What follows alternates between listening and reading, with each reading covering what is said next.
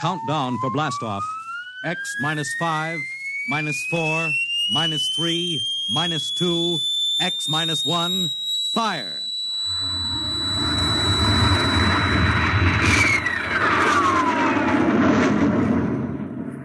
From the far horizons of the unknown come tales of new dimensions in time and space.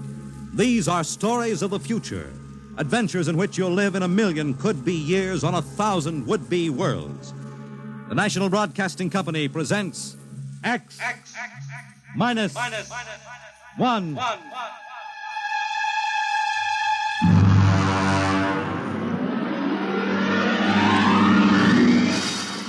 Tonight's story, The Man in the Moon.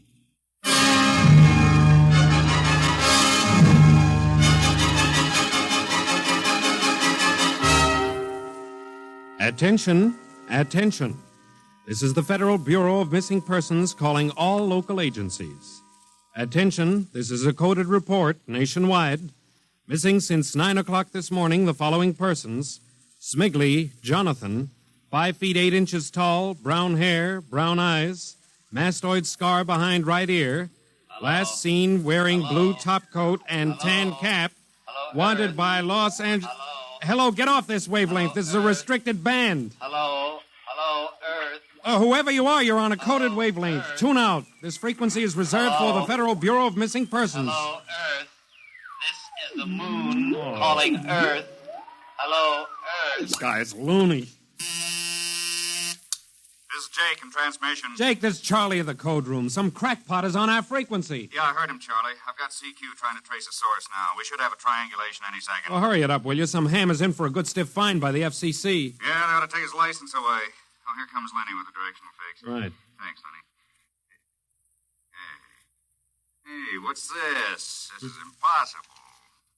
What's going on down there? How about it? Get that ham out of my kilocycles. Oh, listen, Charlie, unless this is a gag, that interference is being beamed from 240,000 miles away. Oh, now, Jake, you know there ain't no such thing as 240,000 miles away. Yes, there is, Charlie. Straight up. Oh, now, wait a minute. Charlie, that signal is coming from the moon. Are you nuts? Oh, somebody might be bouncing it like a radar signal. Radar on this frequency? Where'd you study basic radio? Now, listen, Flathead, you asked for a fix. I gave the best fix our instruments can find. Take it or leave it. Somebody on the moon is calling the Bureau of Missing Persons.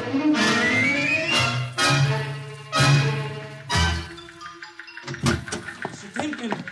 Mr. Timken. What's the sweat, Charlie? Shouldn't you be broadcasting? Listen, Mr. Timken. You know I'm a sober citizen, right? Mm-hmm. Never once have I broadcast with the smell of alcohol on my breath, right? Right. In all your 12 years here at the Bureau, did I once ever... What's the matter, Charlie? We're picking up a message on our Well, wavelength. did you report to the FCC? I ain't got the nerve. Well, what's wrong? You'll scream when you hear this, Mr. Timken. You'll jump right out the window, but... We are getting an SOS from the moon.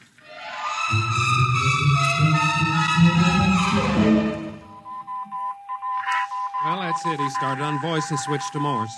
The way the signal repeats sounds like a phonograph record or automatic sender of some sort. Well, what's it say? Let's see here.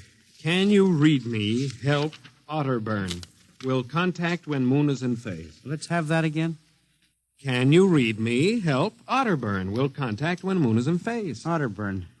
That sounds like a name, huh? Otterburn. Wait a minute. Something registered? Cornelius Otterburn. Holy jumping Jehoshaphat. Hey, where you going? Talk to the chief. Hey, wait a minute. What are you going to tell him? We just got a CQ from the man in the moon? That's exactly what I am going to tell him, Charlie. Oh, this is just too much for me.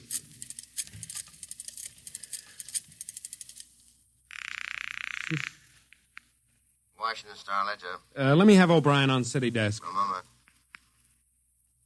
O'Brien? Seamus, Yeah? Charlie Starbuck down at the Missing Persons Bureau. You want a hot one? No kidding. This'll cost you a beer, okay? All right, shoot, Noodle Brain.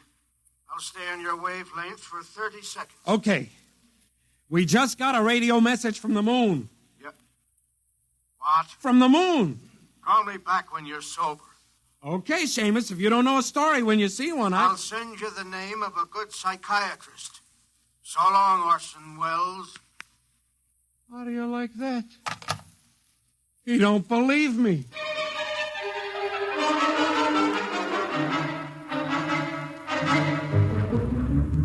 Otterburn, Mr. Wade.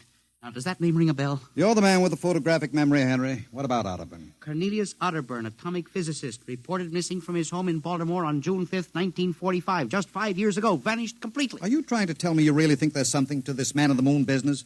Henry, I'm surprised at you. This is some crackpot trying to jam the airwaves. Yes, but the name Otterburn is so unusual. So are a lot of names. But I have a theory that... I was afraid of that. Henry, you always have a theory. Let's see, what was it last year? Oh, yes. That people disappear in occupational cycle. But it's true. Please, Henry, I'm a busy man.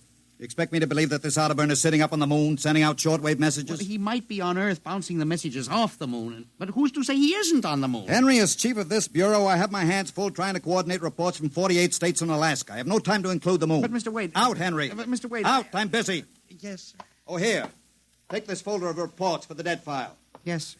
And no more nonsense, eh, Henry? Yes, sir. I appreciate that you have a very dull job filing old missing persons reports, and I appreciate that you take an active interest in the affairs of the Bureau. But no more nonsense, huh? No, sir. No more nonsense.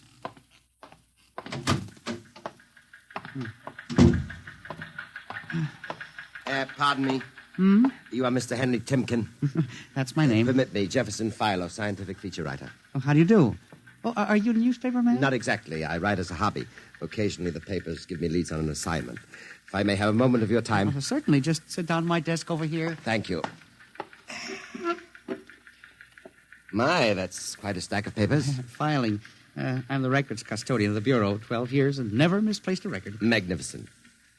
I admire the precise mind, Mr. Timken. Of course. Now, Mr. Timken, Mr. O'Brien, the editor of the Star Ledger, said I might drop by and investigate a rumor. Only a rumor, mind you, that a message from the, moon? Well, we aren't certain it's from the moon. It may be a bounce. They have bounced radar waves off the moon, you know. Yes, I know. I wrote the first newspaper article on it. Really? I'd be interested to read it. I must have a copy in my Well, briefcase. don't bother. Oh, but I insist. Oh, yes. There you are. I'll leave it on your desk. Oh, thank you very much. Now, about this message from the moon, Mr. Timken. Well, now, we don't know for sure, as I said. But I believe that this message, wherever it originates, is from Cornelius Otterburn. The physicist? Oh, do you know him? I once wrote an article on his contributions in nuclear mechanics. A brilliant man, Otterburn. Years ahead of his contemporaries. Well, whoever is sending those signals, if he isn't on the moon, is at least using the moon as a sounding board, bouncing the signal. But why, Mr. Timken? Why?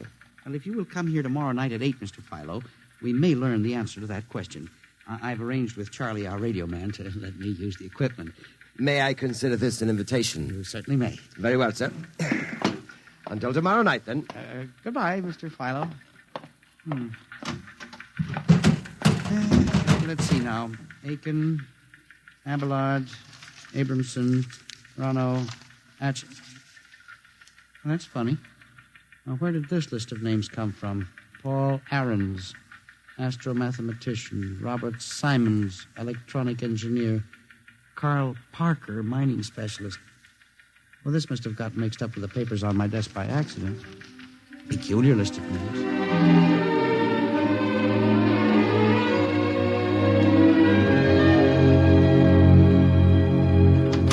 Oh, good morning, Charlie.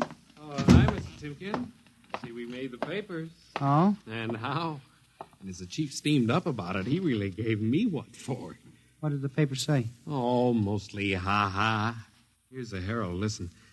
Man on the moon contacts Missing Persons Bureau. Missing atomic scientists sitting on the moon, say Bureau experts, etc., etc. What a panning. Well, no wonder Mr. Wade is hopping. Say, about tonight, Mr. Timken, I don't Now, know. you promised you'd give me a key to the radio room. Yeah, but I didn't expect Well, this. I'll take full responsibility with Mr. Wade. At the time for the morning broadcast, we got quite a list today.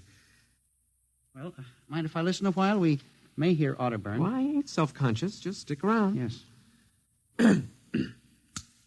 Attention, attention. This is the Federal Missing Persons Bureau calling all local agencies. Nationwide. This is a coded broadcast.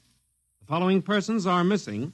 Aaron's Dr. Paul, What? 5'5", brown hair, brown eyes, scar on left side of chin, thick glasses. Aaron's? Occupation, astromathematician.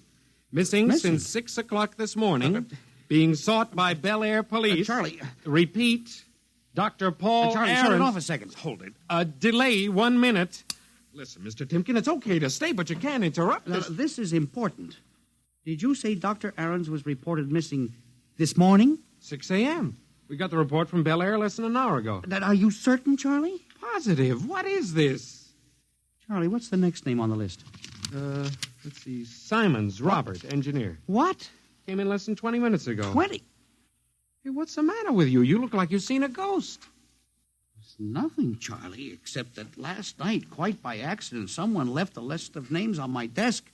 And that list included the names of those 2 men who were reported missing within the last hour. What?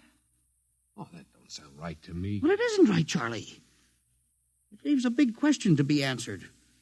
Who would make up a list of missing persons before they were missing, not after?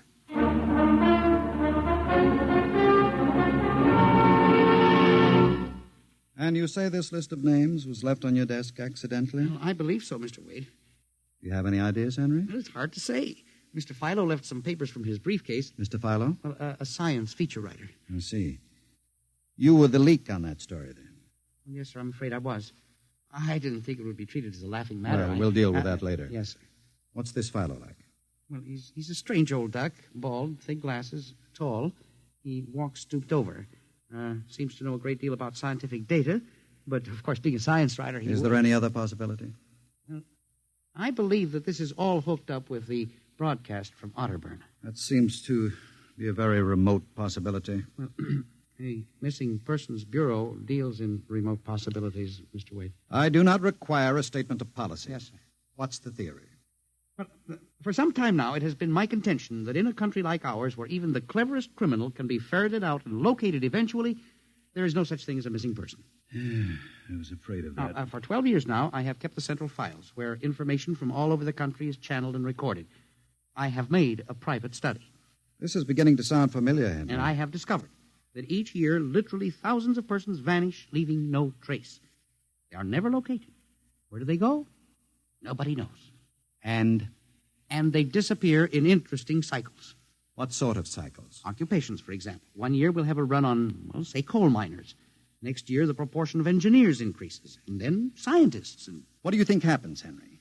I don't know, Mr. Wade, but I'm beginning to suspect that somebody else has discovered the same phenomenon, even to the point, perhaps, of being able to predict who will turn up among the missing next. Philo?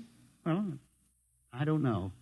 But I would like to find out. And you think Otterburn may be a part of this picture? Mr. Wade, I definitely do. Henry, do you honestly expect me to buy an idea like that? It is more than an idea. The 2 top men on this list are missing, and... Maybe so, but the rest of them aren't. Parker, Watson, Gibbs. Why, I saw Parker in the restaurant where I had lunch today. Yes, but and if Mr. you think Wade- I'm going to make myself a laughingstock by accepting such a crack-brained theory... Well, Excuse me. Yes. Hello, Wade speaking. Yes? Yes? I see. What name? Just a moment. Henry, let me see that list again. Here you are, sir. Go ahead. I see. I'll get back to you. I guess I owe you an apology, Henry. Sir? Carl Parker was just reported missing. Parker? 3rd man on your list. Holy mackerel. Exactly. Henry, for a good many years now, I've ridiculed these theories of yours. I don't know. Perhaps I've underestimated you. Maybe this time you've really stumbled onto something. What do you intend to do, Mr. Wade? I don't know. I haven't thought it out yet. I was planning to listen for another broadcast tonight in the hope that Otterburn might try to contact us again. Good idea. I believe I'll join you. I also invited Mr. Philo, the feature writer. Oh? I'll be glad to meet him. I'm beginning to get interested in your Mr. Philo. Mr. Wade, you don't think... That he's mixed up in this? Yes, sir. I don't know, Henry. But it suddenly strikes me that we don't know very much about him, really. We ought to contact the police. No, Henry. I think we're better off keeping this between ourselves for the moment. We're dealing with the unknown. And in solving an equation for the X factor, it's often easier to limit the number of terms. You follow me? I don't know, Mr. Wade. There may be more danger in what you have discovered than you are aware of. Let's keep it quiet. Do you agree? Maybe you're right, Mr. Wade. I hadn't thought of the danger involved.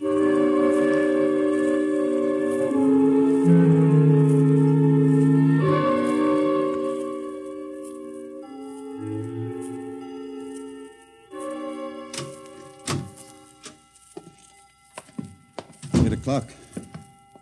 When Mr. Filer was late. Well, he said he'd be here. He strikes me as a man who keeps appointments. Look out the window. Yes, sir. The moon is almost in direct phase. We can't wait much longer. Well, it's a perfectly clear night for transmission. If anybody's sending, we ought to pick it up with this equipment. You'd better switch on the set. Yes, sir. I never realized how eerie this office could be when it was empty. I left a light in the hall for Mr. Filer when he comes. Are you getting anything? Just some foreign stuff, I think. And that concludes the British portion of tonight's programming from Johannesburg, South Africa. We continue in April. That's a peculiar transmission sound. Earth. Now, that sounds like something. See if I can work the selector. The moon is in phase. Yes. Hello, Earth. Can you hear me? I'll try to return. Hello? Hello? Hello, Earth. Hello, do you hear me? Oh, I get you now. Thank God. Who are you? Can you hear me? Who are you? This is Professor Cornelius Otterburn. Hello? Go on, I hear you. Not much time. They're on to me. They've located my sending point. Do you hear me? Go ahead, keep talking. I've only enough oxygen for a few minutes more. Well, where are you? I'm on the Earth side of the moon. You get that? The Earth side of the moon. A volcanic crater. Good. Start that recorder, Mr. Wade. Go on. Explain, please. Explain, Now please. listen closely. There is an Earth colony on the moon. There is an Earth colony on the far side of the moon, made up of renegade scientists and criminals. Professor Ernst Halsman. Halsman, he died in an insane asylum in 1938. Professor Ernst Halsman discovered nuclear rocket power in 1935. Turned his plans over to escaped inmates of the asylum. They took off and set up a colony on the far side of the moon in 1938. Go ahead, we're recording you. Each year, they recruit new colonists from Earth. Slave labor, mostly. I was kidnapped in 1945. Yes, I know. Keep talking. They wanted me to work on atomic drive for their flying disc. Still getting you. Go on. Last month, 6 others and I escaped. Speak louder. You got to stop them. Stop them. Stop who? The moon colony, planning to take over the Earth. Invasion. Oh. Hang on.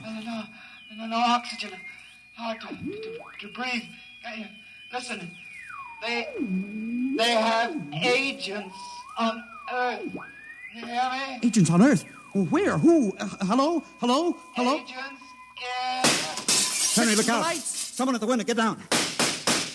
Henry, are you all right? I think so. His shot smashed the transmitter. And the lights. Strike a match. Careful. It was close. I got a look at him. From the description, it was your Mr. Philo. We got a recording anyway, but not the most important part of the message. Poor Otterburn, suffocating to death. Henry, we've got to get you out of here. He said they have agents. Philo was probably one of them. He'll be looking for you now, trying to kill you. The police... Do you think the police would believe a fantastic story like this? People being kidnapped to the moon as slave labor? Moon colony planning an invasion of the Earth? But Henry, believe me, they'd trap us into straitjackets before we could finish. We've got to do something. We need time. Time to get proof. You don't think my theory was bunk then? I know it wasn't, Henry. Right now, my only concern is for your safety. But we can't walk out of here. Philo's probably waiting. Listen, there's a service elevator that leads to the basement garage. Yeah? We can get down there. There are some delivery trucks parked there all night. We can probably get one started. The garage door's off the ramp, work from the inside. We'll start the mechanism and make a run for it. I don't know. I think if we call the police... By the time the police get here, we'll be dead. You think Philo will wait outside all night? Come on. That's an order. Okay. But what about the recording of Otterburn's notes? We'll leave that here in the safe in my office. They'll never get into that. Let's go. You buzz the elevator while I hide the recording.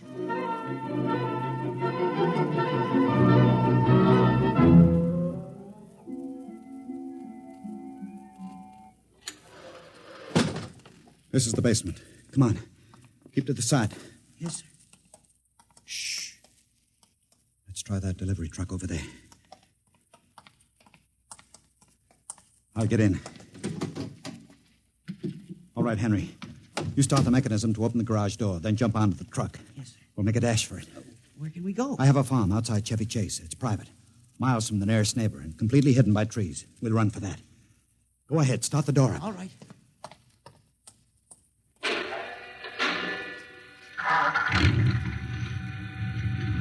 Quick, jump in. Let her go, Henry. Cross your fingers.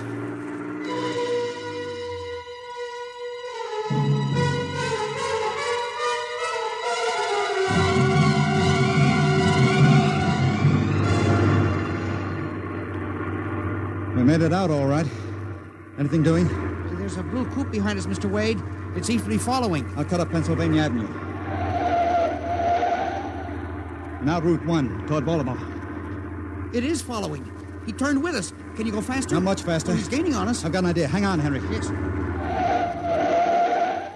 Why'd you stop? I'll turn off the lights.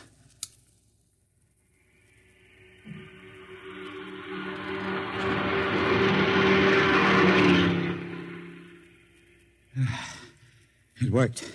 He shot right past us. Now we'll double back and go out another route.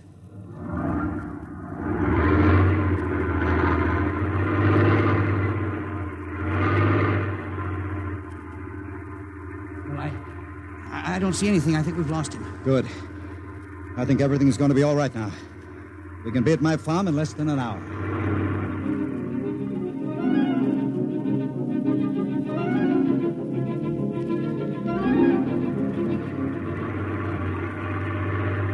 Not much longer now.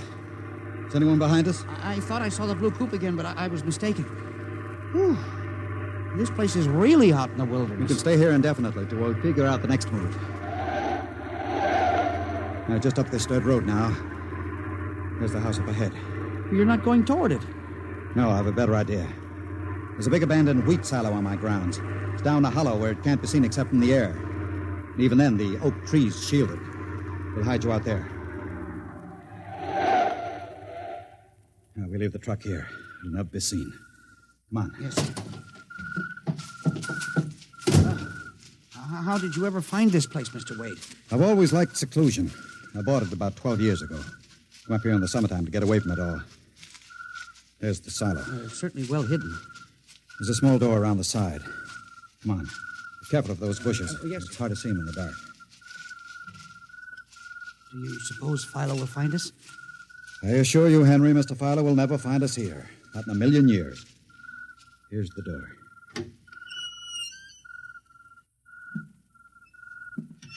It's pitch dark. Hold my arm. I know the way. Just a few steps up, and another door. Steel. This is an unusual silo. Double walled, wood outside and steel inside. Completely fireproof. An army couldn't wreck it. We're inside the inner shell. Careful. Yes. You're in a circular room. Stay here a moment. I'll go outside and see if the coast is clear. In a moment, your eyes will become accustomed to the darkness. I'll bring back some food and water. Don't be long, Mr. Wade. This place gives me the willies. Just a moment.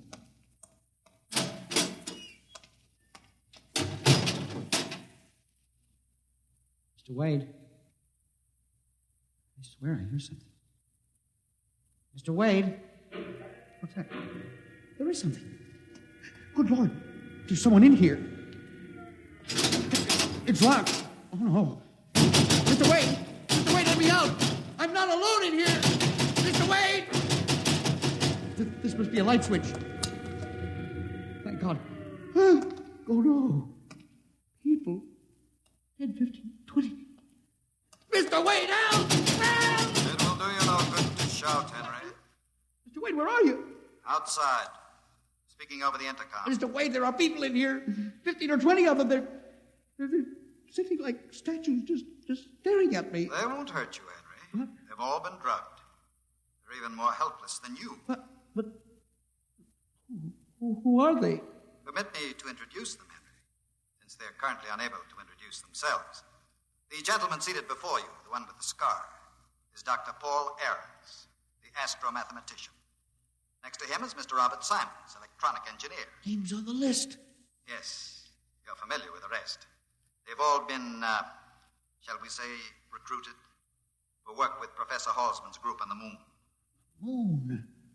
Then you're one of them. Of course. Oh, yes. There's one whose name was not on our list.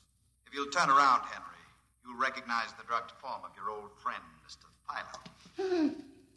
Philo? But I thought... That he was part of the conspiracy? No. On the contrary. His snooping made it necessary for us to include him. Yes, but the man in the window, the one who fired the shot... An agent of mine. The pilot of this ship. Ship? What ship? This silo is camouflaged for a rocket launching platform. In a moment, the roof will slide back for the rocket's takeoff. A rocket ship? In exactly 70 hours, you and your companions will join Professor Otterburn on the moon. But you can't do this to me. We have done it, Henry. No. You see, there was another name omitted in that list, which I carelessly mixed up with your papers. That of Henry Timken. No. Bon voyage. I won't let you do this. You can't. Please, let me out. Let me out, please. This can't happen. Let me out. Let me out.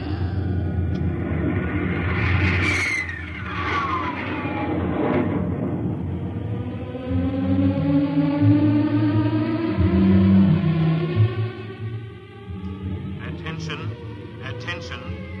Missing since 8 o'clock last night, the following persons. Timken Henry, age 45, height 5 feet 8, 165 pounds, brown eyes, slightly balding. Occupation, records custodian. Repeat, Timken Henry, age 45, height 5 feet 8, 165 pounds.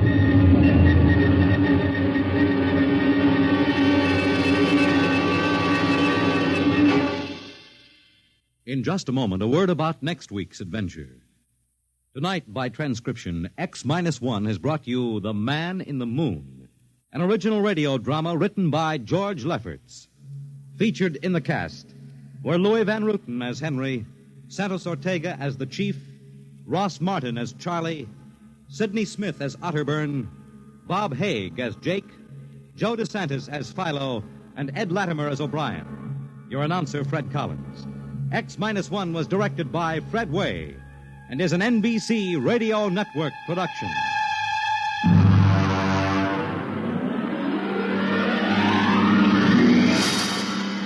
And now, next week, the sign on the window said Perigi's Wonderful Dolls. A woman and a child waited outside.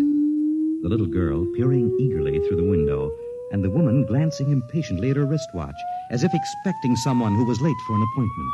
And there was nothing about Perigi's doll shop to warn them that they were waiting to keep an appointment with Doom at X minus 1.